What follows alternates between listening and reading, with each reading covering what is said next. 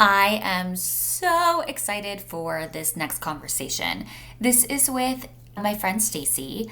She shares just this beautiful masterpiece of motherhood. I loved every second of it. I think her focus on like the micro moments of what creates motherhood is so powerful. And then how she spoke about her first birth and how that kind of defined what was needed in the next part of her life. How she really equates working and being a mom at the same time. It's lovely. It's so real and raw and vulnerable and absolutely a wonderful conversation. I can't wait for you all to hear it. Let's dive right in. Step right up, folks. You are now entering It's a Circus, where motherhood, womanhood, and self care aren't always a show stopping act, but they're certainly entertaining. I'm your host, Elsa, here to prove that no one really knows what they're doing, and that's perfectly fine. Let's have some real conversations, peel back the layers, and remind you that you're never alone in this season of becoming. Let's get the show rolling. So, I am going to kick us off, Stacy, with the question that I kick off with everyone is how long have you been a mama for? Who are you a mom of? And have you always wanted to be a mother? Oh, those are all really great questions. So I've been a mom for 7 years because my oldest just turned 7 about a week and a half ago, which was really exciting. And I am a mom to Brielle, who's 7, and Jamie, who's almost 4. And Nice. oh, last Give me question. Have some. I always wanted to be a mom? Yes. I've always been one of those people who loves babies, loves kids, always hoped and envisioned that I'd have a family of my own one day. And here you are, just And doing here the I am. thing. It's amazing. Okay. So 7 years. I can't believe she's seven already. I know, I can't believe it either. I feel like she was just an itty bitty little wrinkly baby the other day, and now she's full on little kiddo, and we're going through the whatever phase it is where they get super sassy and super sensitive, and there's all sorts of hormonal shifts and swings, and it's like, I thought I didn't have to deal with this until the teenage years, but surprise, here we are. I was just going to say, So, she's such a little boss. So love yes. it. She's gonna do amazing things one day. I mean, that's the coolest thing is, like, seeing these teeny tiny little humans Mhm. who get hopefully the best parts of you and the best parts of your partner, and then the world puts it together, Yeah. and it's like, "You can do holy cow, watch out Yeah. world. We just have to survive through it first." Totally. I love it. Okay, well, take us back because I know 7 years. You've got to like go back into your files and be like, wait, where was I 7 years? But 7 years ago, was she planned or was she a surprise? And how did that kind of first moment of kind of entering into motherhood, how was that? Well, those are 2 very different questions. She was planned and very much wanted and wished for, and my husband and I decided not to find out ahead of time the sex of the baby, which everyone who knows me is like, "What?" Because 'Cause I'm a super type A planner, like, I need to know what's happening. But for this one, I was just like, "You know what? There's so few good surprises in life. This one's gonna be good either way." And I also personally believe that sometimes we get caught up in the trap of putting too many expectations on a baby before they're even born. And I felt like this way they get the chance to just enter the world and be fresh and create the narrative for themselves. So I said it was two different questions because the birth experience was the opposite of planned. I had a super I can smile at it now, but I had a very traumatic birth with my first one, which ended up in a emergency C-section and a loss of a lot of blood and a blood transfusion, and just it felt like everything that could go wrong went wrong. And so we had kind of a rough start, um, which it really took me a couple of years to process and work through because I felt like I missed the birth of my first child. I was unconscious. They had because it was an emergency. My husband couldn't be in the operating room. I couldn't be awake. And it took me a really long time to recover post-operation.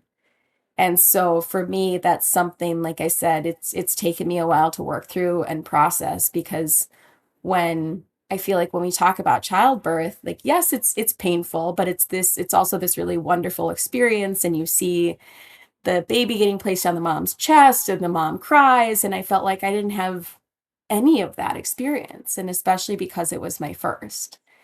And luckily, by the time our second came along, um, he ended up being a planned C-section, and so I jokingly tell everyone, "Planned C-section, way better than emergency C-section, much better experience."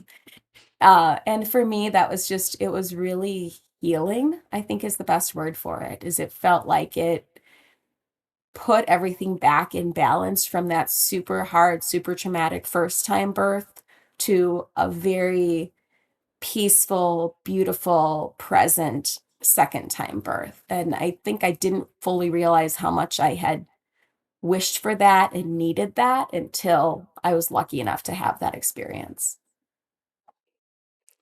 Thank you for sharing. And I think that that is, I mean, I'm so happy that you were able to have that healing experience. And I do think, we go in with hopes and dreams, especially, to all things, right? This is not like separate of that. But I think we have an idea of how birth should go. And this is such like a pivotal moment in everyone's lives and your hormones are crazy and it's so emotional out even outside of the hormones. It's like you're bringing life into the world. And then almost like to have it be traumatic, to have it be something that you can't remember, you weren't there for. I mean, that is so challenging.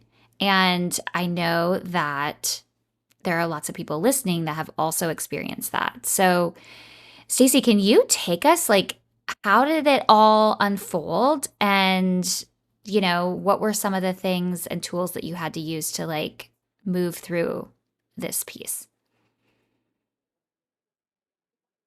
So it all unfolded very quickly.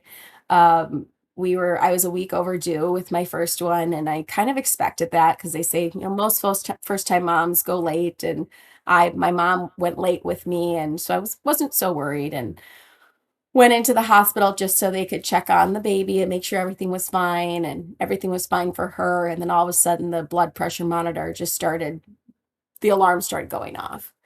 And the new doctor came in the room and they're like, "Yeah, you've got sudden onset preeclampsia. You're not going into work today. You're being admitted right now." And so my husband and I looked at each other and we're like, "Well, that was not what we were planning on." I mean, we thought we'd just go into the hospital, do a quick check, and then we'd each go our separate ways into work and have a normal work day. So all of a sudden I was admitted to the hospital without planning on that. We had wanted to work with a doula, so we had hired a doula, and she kind of came in and tried to help as much as she could.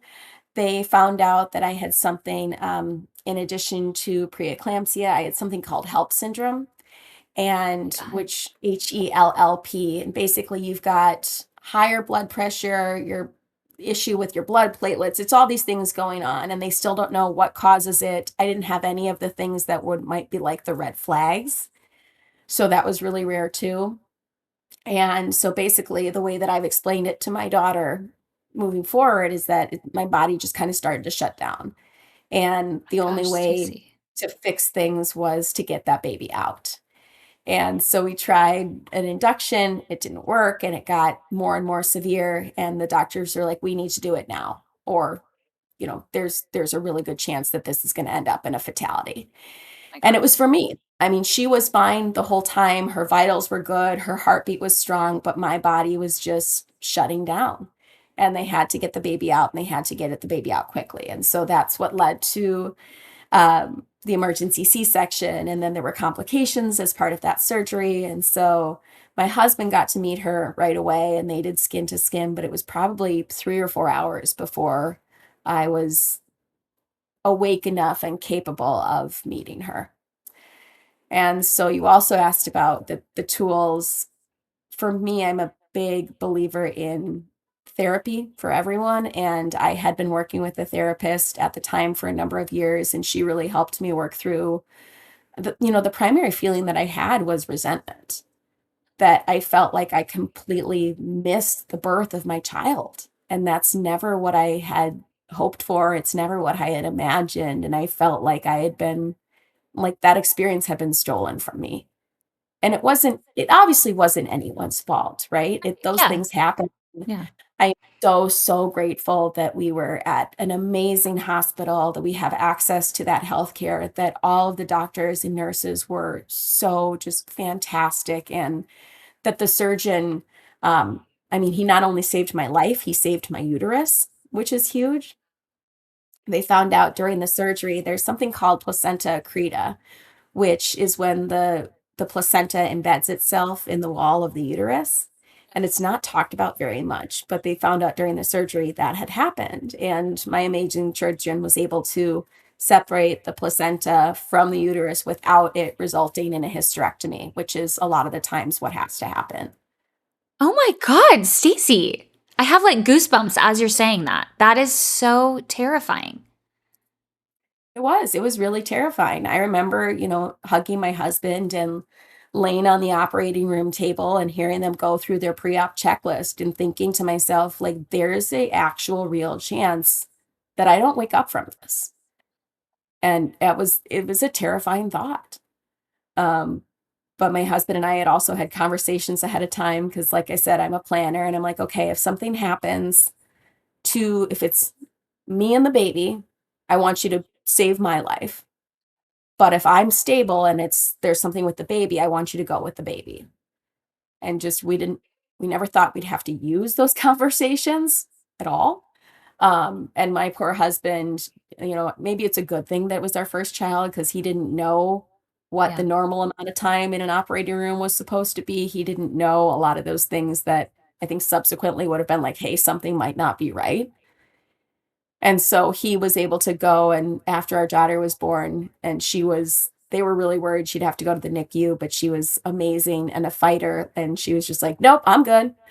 And so they were able to go and do skin to skin while the doctors, saved, did every amazing work in the operating room and helped me get through that.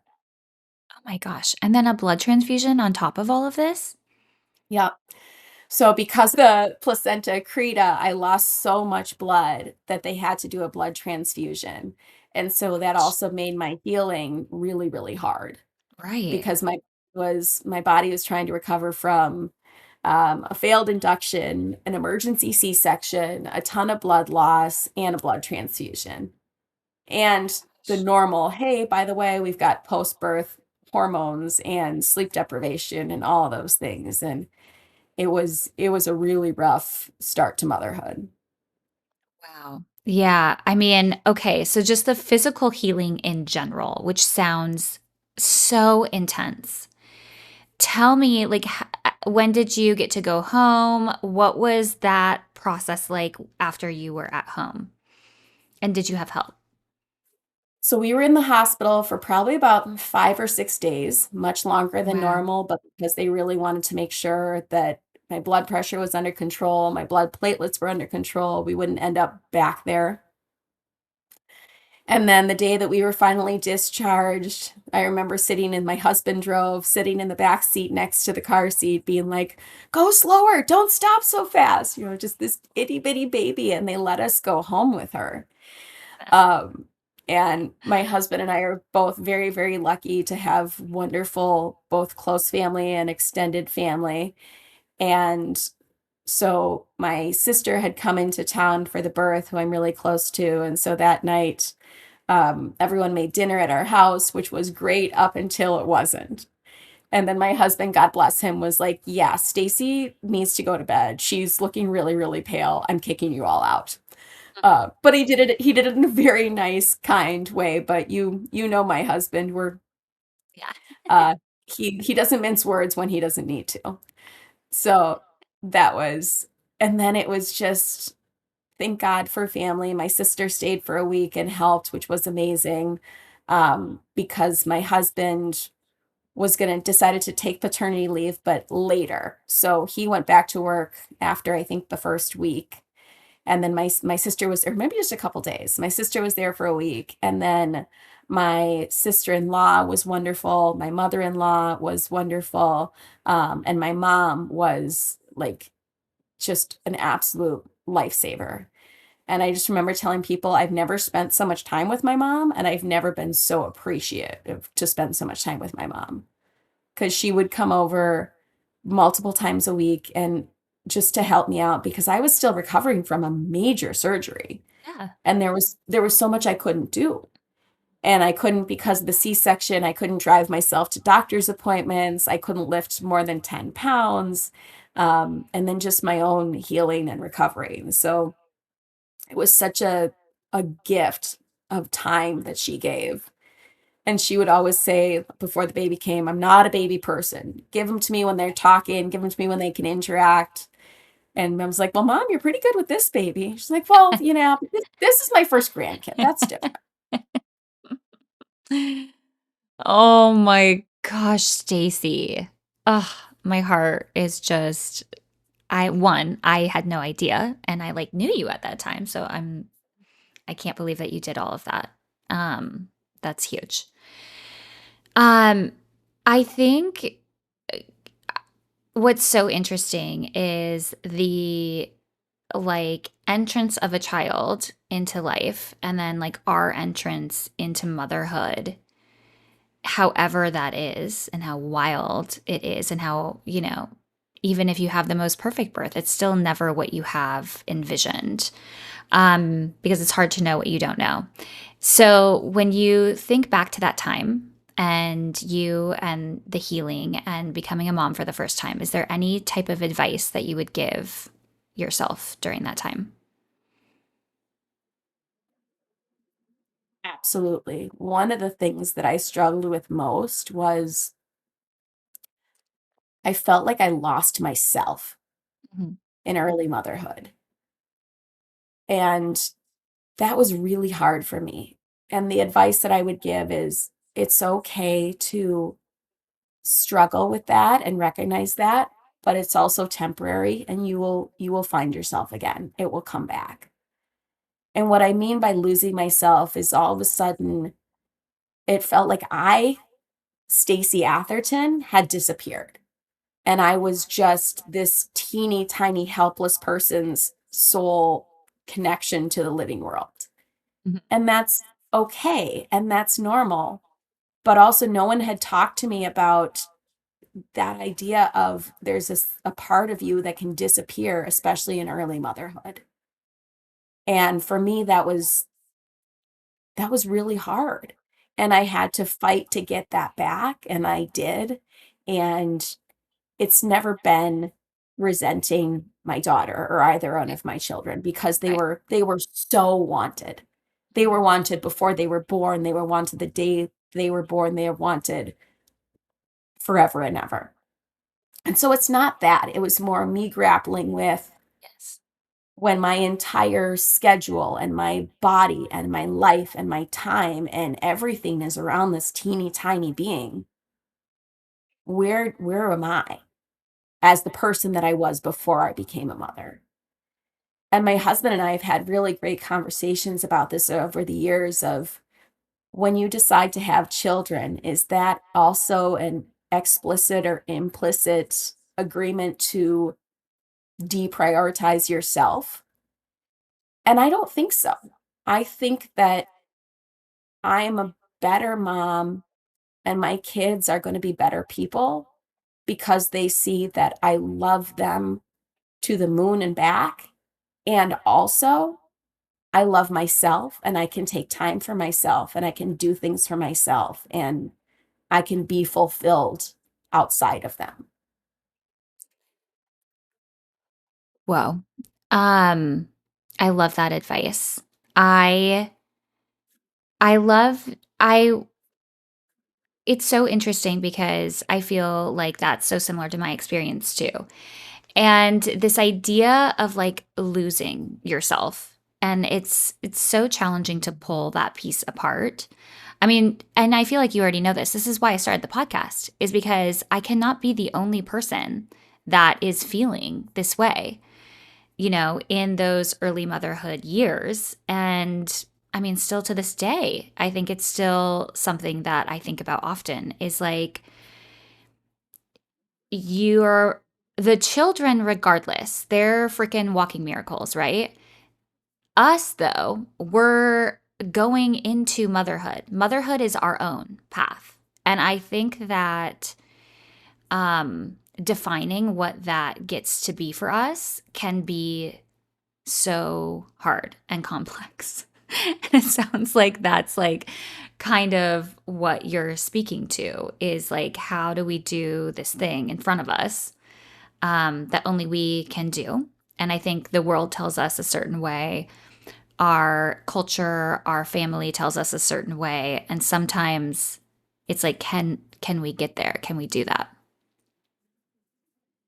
So few people talk about the loss of identity or the potential loss of identity, right? We do a great job talking about postpartum depression, postpartum anxiety, loss of sleep, all those things. Um, Special shout out to my mother-in-law who was so good about checking in on me right after the birth and saying, "How are you doing? Are you doing okay?" Because she struggled really badly with postpartum depression. And so I just, even though I was doing great from that standpoint, I really appreciate that she took the time. And I think that speaks so much of, to your point, the more that we can go out and talk about all these different facets of motherhood and all these different lenses to see the same experience, the more likely someone else is out there and is going to hear, hey, I'm not the only one. Yeah. And there's so much power to that. And so I tried, for my friends who came after me with their first to say, if you do experience this struggle on loss of identity, it's okay. It doesn't make you a bad mom. It doesn't make you love your kids any less, Right. and it will come back. Because if someone had said that to me, I think I would have struggled a lot less. Just hearing that it's normal, it didn't make me a bad mom, and that it didn't mean that I loved my kids any less. And so I love that women and mothers of multiple generations are doing such a better job of being intentional, exactly like you're doing with this podcast, being intentional to say, hey, this is the good, bad, ugly, and the real. And two things can be true. We can want to tear our 100%. hair out, and we could want to walk through fire for our children. Those two things don't have to negate each other. I love it. Yes. I mean, it's so true. And so you are going through these things, Stacey. How long did you have off of work? Did you have to go back? How was that piece of kind of getting back into your life?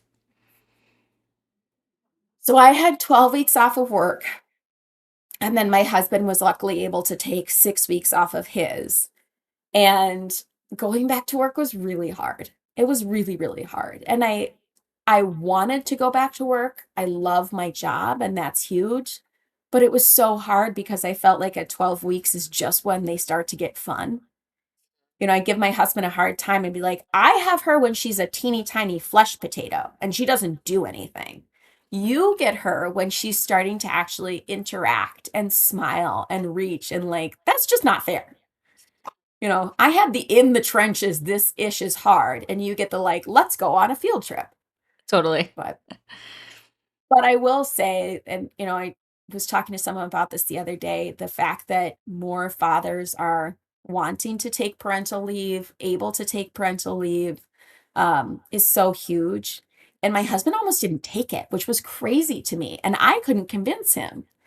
It was another guy at his firm who had taken it recently. He's like, dude, you want to do it. You got to do it, in the very guy, dude way. Um, and he did. And I really think that being able to take that time when you can, um, at least for him, was huge in being able to bond with our daughter and build his confidence as a father.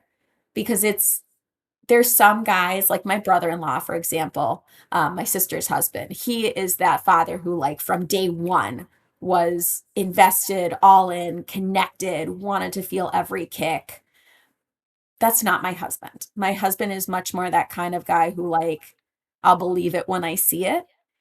And Yeah. so, as excited as he was for the pregnancy, he didn't have that same connection throughout the pregnancy. It wasn't until the baby was here, and even then, it was a few weeks in that he really started to feel that connection. And I think for him too, luckily, he did have other friends who had had babies, and they were able to tell him too, that's normal. That's okay. You're not a bad father because you don't feel this instant, earth-shattering connection to your baby. Sometimes it takes time. Yeah, I agree. I know it's something that Dimitri and I talk about all the time is it's like, yes, there is a woman's journey of like getting into motherhood. There's also like the partner's journey of watching that partner change, watching your family dynamic change. And that is not an easy path either to walk. And I think that just that like initiation for the family unit is such a change that it shocks everybody. Absolutely. But I will say, like, it has been so fun getting to watch my husband, who is not a baby person, maybe not even a kid person, um, getting to see him in his evolution as a Yeah. father. No. And it's been, I think that's one of the many gifts of parenthood is you get to see Yeah. yourself change, but you also get to see your partner change. Yeah. And we knew relatively early on, I'm sure I've told you this story, it was like our 3rd date when we were sitting across the table and he goes, "So, do you wanna have kids? Because I do, and if you don't, we shouldn't waste our time." And I was like, "Whoa, okay, sir. So we're having that conversation." Like, could have eased me into that a little bit more, but, from his perspective, which I understand, he knew what he wanted and he knew what was a deal breaker, and he's like, "Why waste time if the person doesn't want the same things that I do?" Yeah. And, luckily I did, and here we are, but it was just so funny because even with our nephews who are older, I came into the picture when our oldest nephew was probably 2 and our youngest one was just born, and every time, like, he'd get fussy or whatever, I'd be like, "I'll take him." I'll change his diaper, I'll soothe him, I'll feed him, I'll do whatever, and because I love babies, and my husband was like, "Stacey, I'll take him." I was like, "Okay, but when our own comes that you're Right. gonna have to step up to the plate." Yeah. And the crazy thing is because of the traumatic birth experience and the emergency C-section, the first couple of days, I couldn't do anything. My God. And so he went from 0 to 60. He had to do everything. I literally couldn't get out of bed. I was still on so many medications that it wasn't safe for me to hold the baby for very long periods of time. And so he had to do all of the diaper changes. He had to do all of the feeding. He had to do all of the skin to skin and the cuddles. And, God bless my husband, who's not only an amazing man, but he's someone who, like, he will jump right in and don't you tell him that he can't do something because he'll show you. And so, but he was thrown into the deep end of the pool. And I also remember too, for me, laying there in the hospital bed and having these conflicting feelings. And one feeling was deep appreciation and love for my husband. And the other feeling was anger and resentment that I couldn't do these things. I 100%. wanted to hold my baby. I wanted Yeah. to feed my baby. I wanted to change my baby. And instead, I had to just lay there and watch. And that was so hard. Stacey, how did you approach your second pregnancy? And what was like the time between the two kiddos? And did you even think you would have a second one? We always knew we wanted more than one. Both my husband and I have siblings. I am extremely, extremely close to my sister, and I'm like, I can't imagine my life without her. My Yeah. husband and his sister get along really well, and like they have shaped each other's personalities. And so we always knew that if we were able to, and I think that's the hardest part is it is outside of our control. If we were able to, we wanted to have more than one. And so for me, I kind of thought originally we'd say like, oh, let's do 2.5 years apart. And first of all, I found that I wasn't quite ready to give up my body and my time yet because I nursed for a year, which is a whole other story. But and then I was like, I just got my body back. I just got my time back. I just got my autonomy and my independence back. And I kind of like it, and I know I want to go through this process again, but I need a little time to just be me again until I am a human incubator for this teeny tiny little alien being. Totally. And I just remember saying that and being like, that's okay. Mhm. I feel like I should feel guilty about that, but that's Mhm. okay Mhm. because I'm such a firm believer too that when possible, every baby should be wanted. And I never wanted to put any resentment on a fetus who didn't ask to be here. And so when I felt like, okay, yeah, the time is right, there was a lightness in being able to go into that knowing that it was something that we both wanted and felt ready for again. And it took us a much longer time to get pregnant the second time around. And that was really hard. It was really hard. And I think we don't talk about the stress and the pressure of the trying to conceive journey. We do a Right. great job as a society of talking about, assisted fertility and those options, which are wonderful.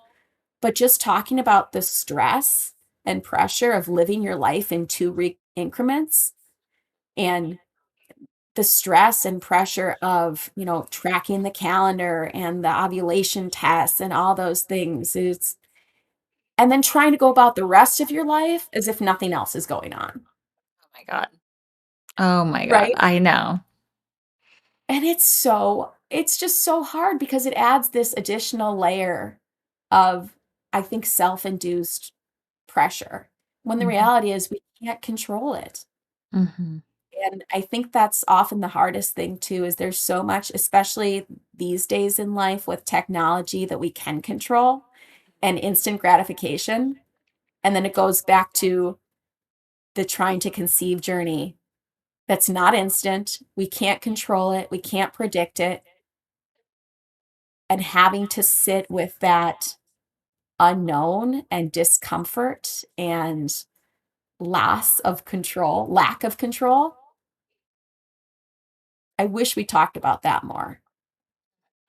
So how was that? Was there challenges? Did you have to have any assistance? What was like that for you guys? We had gotten to the point where we'd been trying long enough that we started to look into assistance, and so that Mhm. was really eye-opening for me of Mhm. what that whole potential journey would look like. I reached out to some people in my network who I knew had gone through the fertility assistance route, and they were kind enough to share their experiences with me, which was so helpful because I think if we can talk to at least one person who's gone down that road that we're contemplating and can look back and say, hey, step left, step right, hop over this, it makes that whole thing a lot less scary. Right. And we ended up with timing getting pregnant the month before we were supposed to start the fertility process. Man. I truly think there is something I said before the self-imposed pressure. Yeah. I think that when I let myself think, okay, there's a plan B and there's a plan C, and it will be okay if plan A doesn't work. I think that's when something in the universe is like, all right, now we're going to give you plan A because you know that it's not just one path.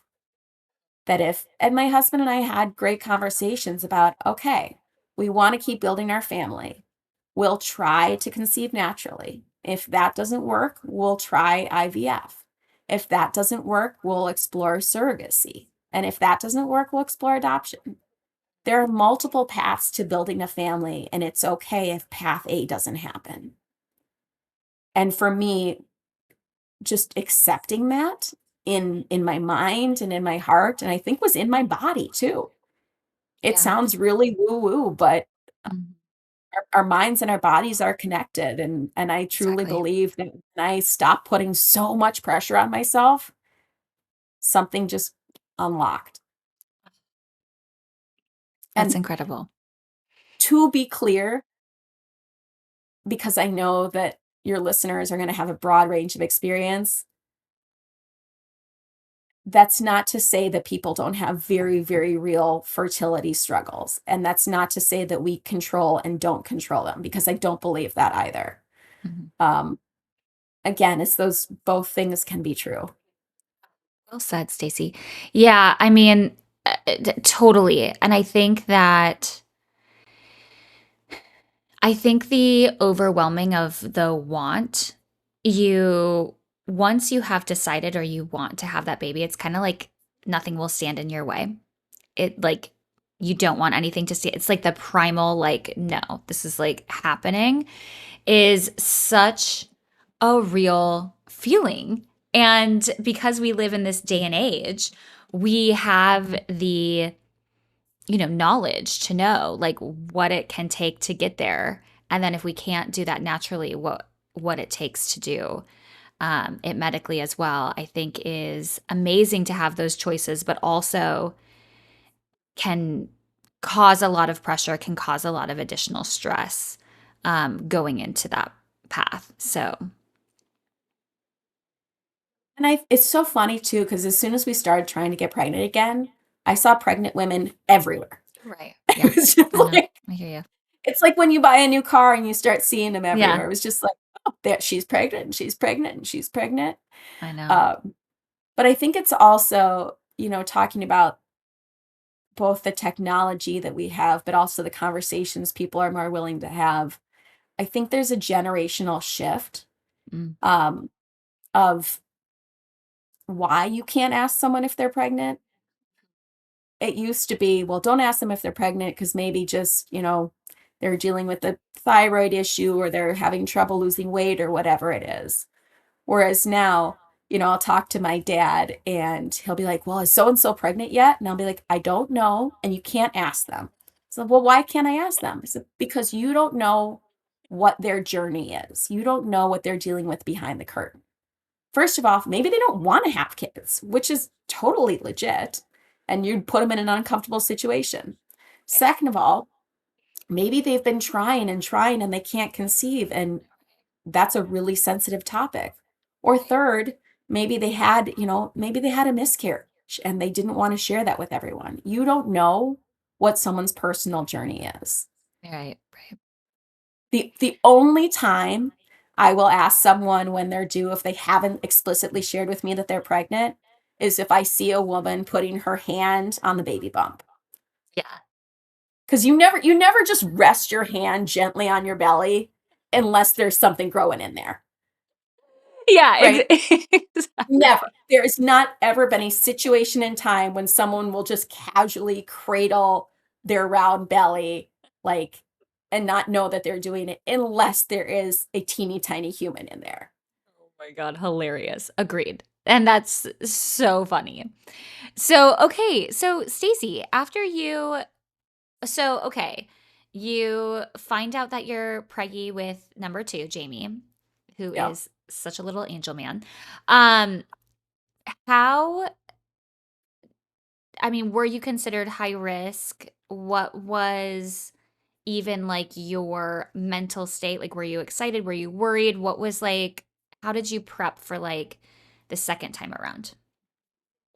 So I was considered high risk from the very beginning because of everything Yeah. that had happened with the birth of my first. Mhm. Um, but I had made a decision for myself that I was not going to rob myself of the present joy worrying about a future heartbreak. And by that, I mean the fear of something going wrong with the birth, the fear of a sudden miscarriage, the fear of who knows something, right? There's so much that can go wrong and there's so much to worry about. And I'm a natural worrier. But I had to sit down with myself metaphorically and say, you can't go back and recapture the joy of the moment when things are all right in the end. So why steal from yourself? Why rob yourself of that joy and that happiness of this experience? Especially because, all things working out, this is going to be my last pregnancy, in just anticipation that something might not go well. And that was a game changer for me. And that really allowed me, like, if something happens down the line, I can't control it. I don't know it, but I can get every single drop of joy out of the present, out of every week of this pregnancy, out of the changes in the baby and the changes in my body. And that was just a wonderful gift that I gave myself. Yeah. I mean, I think that that is such a beautiful message to anyone that's listening. And I also think that when you had the experience you did, I mean, that's truly a gift that you gave yourself so that you can, you know, approach it differently this time. Yeah, it was tricky. And we also had an early term miscarriage before before Jamie. And again, it goes back to sharing our stories, because my sister-in-law had also experienced one, and she was wonderful in reaching out to me and saying, "Whatever you're feeling is normal. Whatever you're feeling is okay, and you're not in this moment of time alone. You're one of many, and you will get through to the other side." And even that is so tricky because I felt like, on the one hand, it was an early term pregnancy loss, but on the other hand, I had already let myself accept and celebrate the idea of this baby. And so there still was a loss. And it can be valid and also recognize that it's not going to be the same level of loss as if you lose a baby at 20 weeks. But that doesn't mean that I didn't deserve a moment to loss what could have been, or to mourn the loss of what could have been. Absolutely. So then I remember when we went in for the confirmation ultrasound with my second, I'm sitting in the delivery room doing my like deep breathing, and my husband looks over me. He's like, "What are you doing?" I'm like, "I am trying to keep myself from going into a full-on panic attack, because my biggest fear is that we go into that ultrasound and there's not a heartbeat." And he's like, "Okay, you do you," which is, again, that is my husband. And so we went into the ultrasound and they found the heartbeat, and I just, I was laying there and just so relieved and grateful. And there's so many of these micro experiences in motherhood that aren't the big milestones, right? But that are things that shape us and leave their mark on our memories. Yeah, absolutely. And yeah, thank you just for sharing that. And it is a small moment, right? Because when we think about even the timeline of a pregnancy, and if you're geriatric, which I've only ever been, you like go in lots, right? Like you go in all the time. And it doesn't take away from that anxiety before making sure baby's okay at like every single time. So I think you just sharing that. I mean, that in and of itself is like mental gymnastics, right? Like gearing yourself up. And usually these appointments are like, can be very short in the middle of the day. You've got to get back to your family, to your work, to whatever. But those, I mean, every single time is like a workup, like emotionally to get there. So Oh I yeah, think that's it's you're powerful to you're share. working up, you're talking yourself back down, and then you're going back to your normal work job and having to completely switch gears. And I just think women are so amazing. I know. Men are great too, don't get me wrong. But there's so much that we deal with, especially in motherhood, from the moment of conception to birth to raising these tiny little humans, that requires us to grow and stretch at breakneck speed and then pivot back and then jump over something and then still catch everything before it breaks. Right? And women are just like, yeah, I got this, even when I don't, because I have to. Right? And I think that's just the most amazing thing, is the things that we find that we're capable of when life requires it, and when it aligns with these teeny tiny beings who we brought into this world. I try to find moments too to really show my kids that it's okay to make mistakes, and how you go back on track. And I try to show them too that, like, look, I'm constantly growing. I'm constantly learning, and I'm going to mess up sometimes, and I can say sorry. And it's important to say, look, we're all doing our best.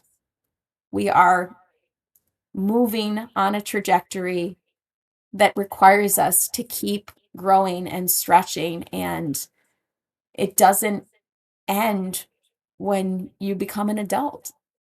No. No, it doesn't. And I love what you're saying, Stacey, because it's so powerful. And seriously, and I say this all the time, is I'm like, we are like walking among like goddesses. Like the red carpet should be rolled out for these people. The spotlight should be shining on them. And yet we just like walk past people at the grocery store. And you're just like, wait a second. This incredible load of life, I guess, is just, laid upon a mother. And I think sometimes too, when we are initiated into that role, um, regardless of how, that can be so overwhelming. The responsibility of everything is so overwhelming for people. One of the best things that I did, that I always tell like friends and acquaintances to do, is find a new mom's class, Mm. because that community is Mhm. huge, of just other Yes. people who are going through the same thing that you are at the same time that you're doing it, Yes. and being able to hear, yeah, either I've been there, or I'm in it, or I think I'm about to be in it. That sense of support and community, and I'm not alone in this, is so powerful. And because so much of early motherhood is a solitary activity, right? You're up in the middle of the night pumping or bottle feeding or breastfeeding. You're home alone. That there's so much that's just you and the baby, and it can feel very isolated. And I loved that first time moms community, and being like, hey, other people are going through the same thing, the same struggles. No one knows what they're doing. No one's got this down pat, but there's a wonderful power and joy and comfort in knowing that you're not the only one doing it. Agreed. Yeah, it's finding community in all aspects, but especially that new mom aspect is so wildly important. Um, and exactly for the reasons you said, because you are alone, because there is like a lot of kind of this like self growth that you're doing, the identity work, the all of it. I mean, it's so big. And to have community, to seek out community, is like one of the most healing things that you can do for yourself, and gift that you can give yourself. You talked about healing with through kind of like your second experience with Jamie. How did you prep for postpartum? How did you prep for birth? What What were some of the things that you did to kind of like, I don't know, rectify that first experience? Um, I think one of them was not accepting early on that a repeat C-section, maybe not early on, but accepting earlier that a repeat C-section would be okay. Like, we Yeah. just got to the end of my pregnancy and my body was not readying itself for a vaginal birth. And so because of the failed induction the first time around, I got to make the decision, okay, I would have liked for a VBAC, a vaginal birth after C-section, but that doesn't look like it's in the cards for me. So let's go forward with the planned C-section. And I got really lucky. My OB, who I loved, happened to be doing rounds at the hospital that week. So she delivered my baby. So I got to be with someone who I knew and I was comfortable with. And it was just a totally different experience. But the prep for bringing baby home wasn't nearly as intense because it wasn't our first rodeo, right? It was like, okay, well, we've got a car seat, we've got a crib, we've got all the baby gear, we got to bring it out of storage and wash it and sterilize it, but we've done this before. And I think for me, that was one of the nicest things about being a second time mom is I will fully acknowledge I was a neurotic first time mom. I put so much pressure on myself to do everything perfectly. I Like, know. I look back and I just cringe. And I Mhm. really want to go back to my daughter's infant room daycare teachers and be like, I am so sorry. But second time around, the nice thing is you've been through it all before. And so not only is there not the fear of everything being brand new and unknown, but for me, there was such a nice relief in knowing no matter what happens, or as stressful as it is, there's an end. Because first time motherhood, I liken to it's like running a marathon, but you don't know where the finish line is. And that's a really hard mental exercise. Whereas second time, it's like anything bad that happens, you know from experience, it's not going to last forever. You know exactly where the finish line is. You can see it and you've crossed it before. So whether it's like, okay, witching hour or gassy or whatever it is, yes, this sucks in the moment, but it won't last forever. And there is so much power in knowing, not just hoping, but knowing that it won't last forever. So true. I love it. And I love what you're saying too, because yes, there is a thing where, especially with first time parenthood, where you're like, oh my gosh, this is just my life now. Like my life is always like 3 wake ups at night and whatever you're doing, that's like hard, right? And then it goes away. And then you're like, well, wait a second. That went away. And then it's like this next kind of thing and next kind of thing. And I remember people would always be like, it's a season. And I'm like, dude, I don't even understand what you mean by it's a season. But like now it's like, yes, it is. It's a season. It is short lived. The hard, I mean, you'll find a different hard, but like the current hard, you will get through that too. You will get past that. But it's hard when people tell you it's a season and you're like, I okay, know. but are you counting fall as ending in like December or March or like this whole season thing is very vague. Dial it in for me. I know. Isn't that true? It's so true. It's so true. Okay, so how was postpartum second time around? Oh my goodness, Elsa. Postpartum second time around was so much better and so much easier, largely because my body didn't go through the same amount of trauma that it went through the first time. And so just that healing process was much better, much faster, much smoother. And then again, I knew what some of the challenges might be. I knew where the resources were. And I mentioned before, I breastfed for a year with my first one. Well, I almost killed myself in the process. And so in hindsight, I said, okay, second time around, I'm not going to put myself through that again. It's just, it's not necessary. And when my son wasn't, the second wasn't growing quite as quickly as we wanted him to, and we went into the lactation consultant and the pediatrician, they're like, well, he's a really easygoing baby. So he just like stops when he's kind of okay. He doesn't get the full feeding in. I'm like, dang it. So we had to supplement his bottles with formula. So then when we did end up switching over to full formula at 9 months, I was like, you know what? His tummy can handle it. We know what to do. I've got a decent amount of milk still in the freezer. This is okay. And I'm glad that I was able to do that rather than pushing myself to go crazy and pushing myself to the absolute limits like I did with my first. And Tell us my about that. I think because the birth was so traumatic with my first and because I missed so many of those first days experiences, Mhm. I think somewhere deep in my mind and my soul, I decided that breastfeeding was something I could have control over. That I didn't have control over so much of that happened at the very beginning of her life, but I could have control over this. And that I wanted to breastfeed for a year. And but what I put myself through to get there, I mean, first of all, because of the intense trauma on my body, my milk didn't come in right away. It didn't come in very strong. So I was trying to breastfeed her and then I was pumping around the clock starting right after her birth. And it's exhausting. And then washing all the pump parts, doing all that stuff. And then I also travel for work.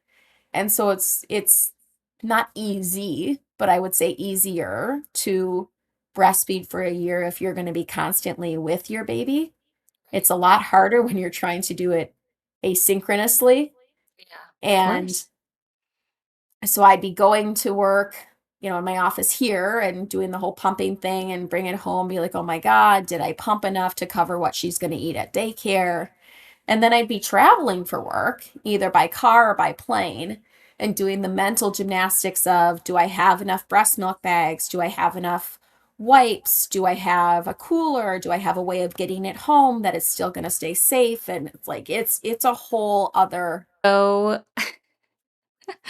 I say this all the time, is it's just like the breastfeeding is like I think it's like it's such a simple to be like mom guilt, the mom like planning, the like over like analysis of all the things. It's such like a here you go. Here's like your first whammy of like, are you enough? Are you good enough? Can you get there? Like, what else can you do to provide to your baby? And I'm a huge proponent of breastfeeding Yeah. if you want to and if you can, right? But it's also the tricky thing there is everyone's like, "Oh, breastfeeding is the most beautiful and natural thing in the world." Well, yes, and also that doesn't mean that you or your baby know what they're doing. Like, not all babies are master latchers, right? Some of them are really, really bad at it. Not all moms know the right positions and the right things to do, and it's just because it's natural doesn't mean it's necessarily intuitive or easy. Yeah. Yeah, that's like definitely the case. I guess the only other thing I'd say is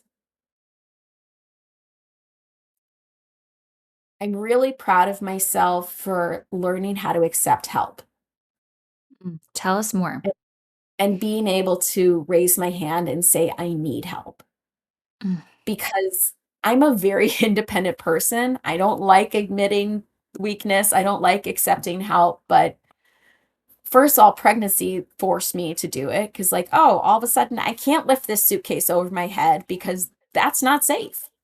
Right. Right? Or I need to be wearing different shoes walking on the ice so that I don't accidentally fall and hurt myself or the baby. Or, yeah, I will accept your arm because that's the smart thing to do. And so learning how to accept help. Um, but then the second part is learning how to ask for help and learning how to say, hey, I don't have this today. I need, can you can you come make me a meal or can you come hold the baby so I can shower? Those little things. But also, I you had mentioned before, there's sometimes those moments that make a mark on your memory. For me, with my second, I called him my little Velcro baby because he would never let me put him down. He just always wanted to be held, which most of the time was fine. But there was this one day where he would not let me put him down at all. He was crying nonstop. And I had a sinus infection and was told by the virtual nurse that, no, sorry, we can't give you antibiotics. And I was just like, I can't. And I called my husband. And at first, I was crying so hard I had to hang up. I took a deep breath. I called him back. I was like, I need you to call my mom or call your mom or get off work early, but I need someone to come and take the baby because I need to just go upstairs and be by myself for 20 minutes. Like I need to tap out. And I was so proud of myself for that. And being able to say, hey, I am at my breaking point. I need help. I need to hand this baby over to someone else so that I can take that moment of silence to just be. And he came home, he took the baby. I went upstairs. I lay down for like an hour. I came back and I was like, okay, I'm good. That's all that I needed. But I needed that. And I share that story because I think sometimes it's easy to fall into the trap of being like, no, I'll just power through. I don't need to call someone for help. I don't need a moment to myself. I'll just power through. And I'm really proud of myself for recognizing and reaching out and being like, nope, I'm not powering through. That's not what's best for me. It's not what's best for the baby. I need someone else to tap in. I love it. I mean, I think that's such a good example. I think for a lot of people, like type A, eldest daughter, like that whole vibe is like, oh, I got this. I can do it. I don't need anything. Like I've always been able to push through. I've always been able to survive. But there is something about, um, being in those trenches and having, the baby that you cannot put down, you know, and a moment of uninterrupted sleep. Like some of these like basic needs, like you're just like, I just need a second. Like I need a minute. It's overwhelming. It's too much. And to admit that, and I think this is what you're saying, but to admit that doesn't mean you failed, right? To admit that things are overwhelming and that you need help is not a failure. It's the support that you can absolutely ask for, that you absolutely have the right to take. And that in and of itself is such a growth moment to realize like, yes, you do deserve a break. It doesn't mean you failed. It means that you're asking for help, and asking for help is a very normal thing to do. I think it's shifting the perspective and shifting the narrative from a moment of weakness to a moment of strength. Love. It, Yes. it's saying asking for help is a sign of strength and advocating for yourself and Yep. advocating for your baby. Mm, so good. Agreed. Like without a doubt. Having those moments where you're like, I'm going to advocate for myself so I can show up and be like the mom I need to Mhm. be. And I'm going to advocate, yeah, for your baby and their experience as well. My new mom life hack that I've started using is telling my kids when they are just like talking over each other and pulling on me and hanging on me, and I've had a full day at work, I'll be like, Yeah. mommy needs 5 minutes in a quiet, dark room. And I'll be like, set the timer. I need 5 minutes. I'll go up and sometimes I'll go in my closet where it's the darkest and I'll shut the door and I will lay down on the closet floor. And I just need that time with no stimulation to reset my nervous system. Yeah. No one's yelling, no one's touching me, no one's like this. It just needs to be quiet, dark room, no stimulation. Take a deep breath, hit the reset, and then I can come out and be like, okay, mommy's ready to play. What are we going to do now? And I want them to see that it's okay to say, I need a minute, right? There's Yes. nothing wrong with that. Yeah. Yeah. There isn't. There isn't. And in fact, that can be such a powerful example of setting like the proper boundaries for them as they like evolve and grow too. And the overstimulation, oh my God, the overstimulation is real. I know. Like, especially with children, especially with small children, especially with more than one of them. And it's like, okay, I can't give you something I don't have to give. So let me reset, let me refresh, and then we'll try this again. Oh my God. I had a moment. Oh, I think I texted you because I was, dude, with the kiddos over spring break. So, like, no support. Like, we were out doing stuff, we were seeing friends. So, it wasn't like, stuck in the house with them. But I was still like, okay, it's just me. It's just me. It was like been days.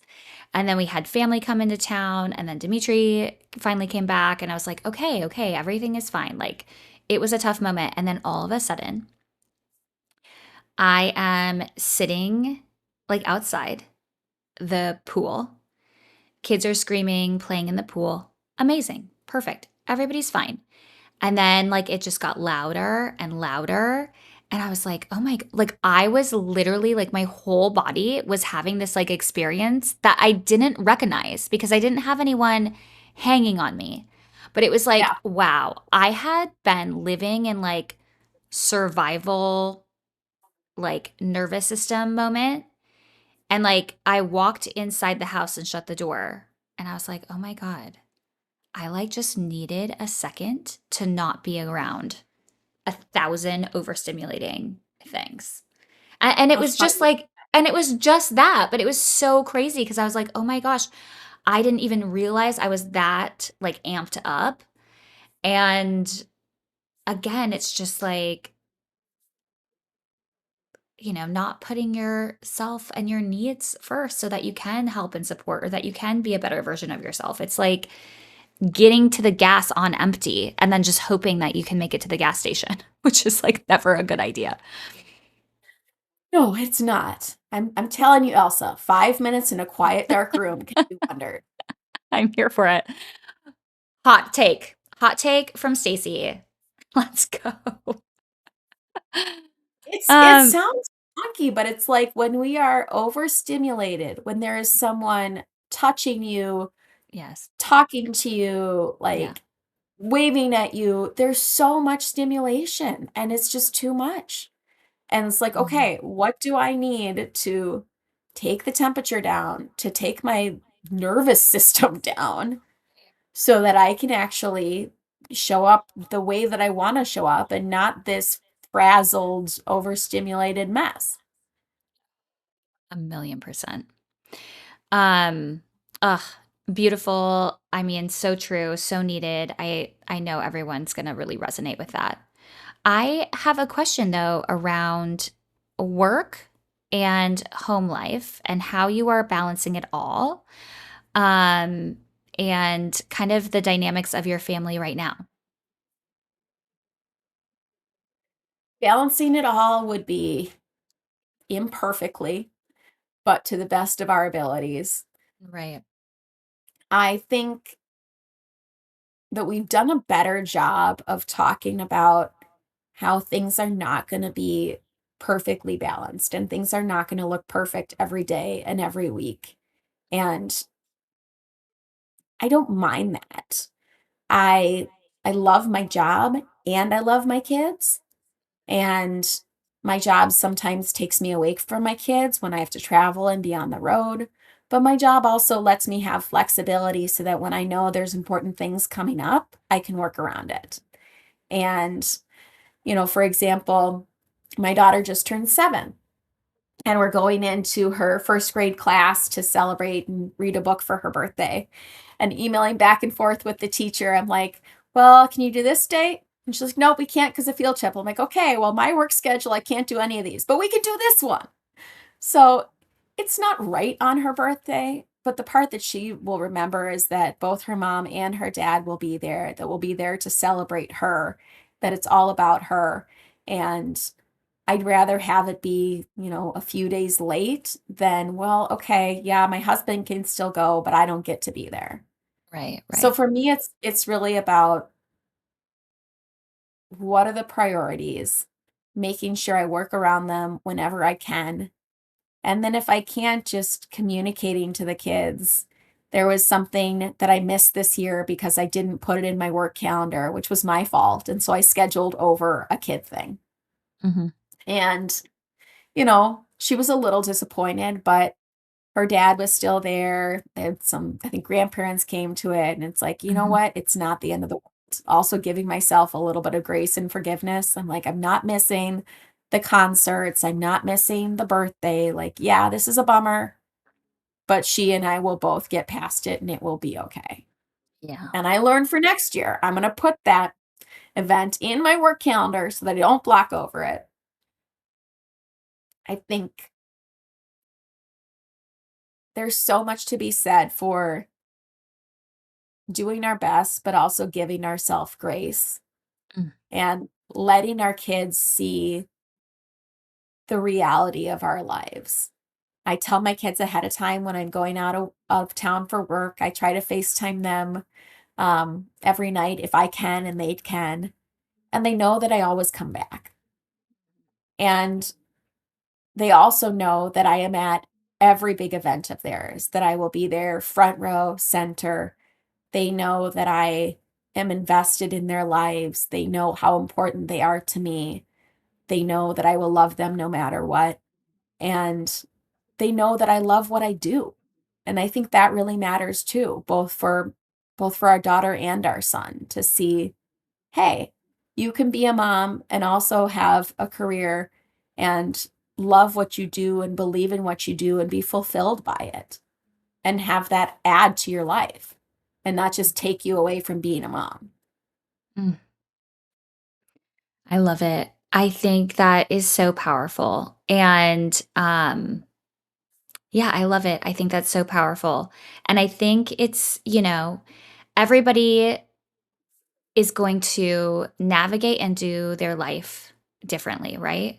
And so choosing the path of the career, the job, that is going to be a different path. And I think it's like being okay with all of those things that happen within that. So for me, it's like, okay, I can still be ambitious. I still have the goals that I want to achieve. And that is going to help me be a better person and a more fulfilled person. And that alone will help me be a better mom, however that looks, whether I'm there for all the sports things, whether I'm not, whether I, am out of town or all of those things, I think is just such a great reminder. And I love when women can speak to that. And I think too, it's what we want for our own children when they grow up. Mhm. I want my own children to have full, well-rounded lives when they Yeah. become adults. Yeah. And whether that means, even if you're a stay-at-home parent, that doesn't mean that you can't have other interests. And that doesn't mean you Totally. shouldn't have other interests and do things Totally. that fill you up and Hmm. make connections and do whatever it is that brings joy to your soul. And work doesn't always bring joy to my soul. I'm not going to lie and say that, but I do truly love what I do and I believe in what I do. And I think my kids can see that it's like Hmm. not mom's gone because she doesn't want to be with us. No, mom's gone because Hmm. she's doing something that's important that she cares about and Right. she will come back. Hmm. Mm. I love it. My husband, I guess a little under a year ago, stepped back from his career. He calls it retirement. I'm like, no, no, sir. We don't know that for sure. Uh, but I call it, he's living his stay-at-home dad lifestyle. Hmm. And the funny thing is, from the beginning, like even with our first, when I took maternity leave and he took paternity leave, I always said, like, if one of us is going to stay home with the kids, it would be you. Yeah. You've got the temperament to do it. Hmm. Um, I truly believe that I'm a better mom because I have a career outside of being a mom or in addition to being a mom. Hmm. And my husband was in the same career for 20 years, and I think he just got burnt out. And so he made the decision to step back, and that was a negotiation. Maybe negotiation isn't the right word, but negotiating the situation, trying Yeah. to figure out, okay, how is this actually going to work? What are the new expectations for each of us? Mm. Where can I hand things over or delegate? Where do I still need to be involved or want to be involved?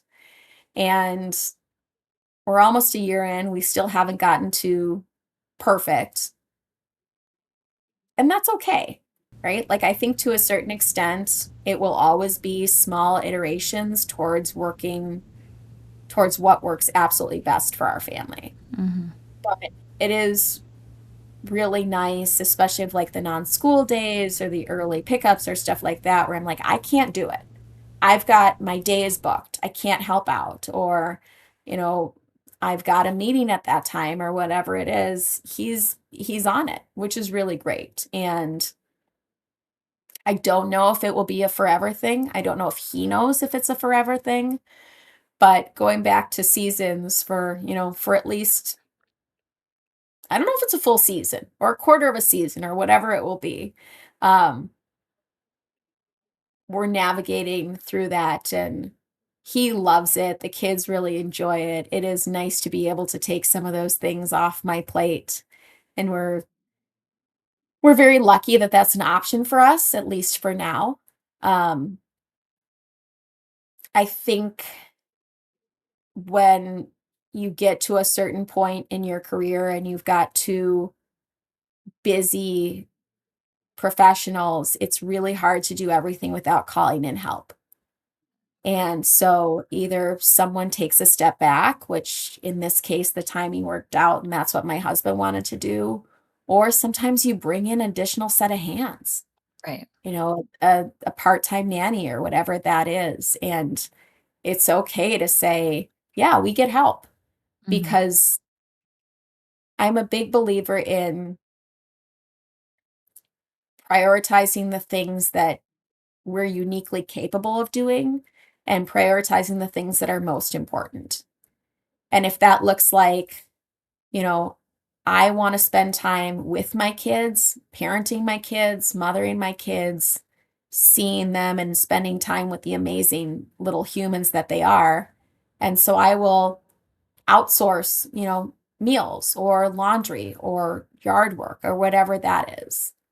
And again, that is a privilege, but I'm a big believer that our time and our energy are our most important resources, and placing them with our biggest life priorities.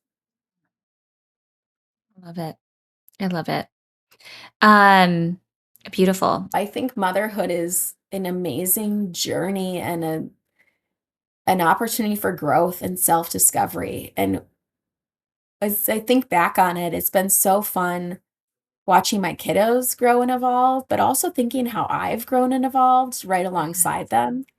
Maybe not in the big ways, right? Not the first words and the first steps and the first day of school, but the small ways of capabilities and confidence and finding joy in the chaos, and stepping away from the chaos when need be, and finding strength and being able to make that decision as well. Beautiful. So well said, Stacy. Thank you for coming on, being vulnerable, sharing your story. Well, thank you for inviting me on and not letting me back out. Thanks for listening to It's a Circus podcast. If today's episode made you feel a little less alone, share it with a friend who might need it too. We are building something special at the Turner Brothers Circus, a space for women in transition to find connection, laughter, and support as they navigate motherhood, identity, and taking care of themselves along the way. I'd love for you to be a part of it. Remember, you're doing better than you think. Stay grounded, stay real, and embrace that beautiful mess. And as always, the show must go on. Until next time.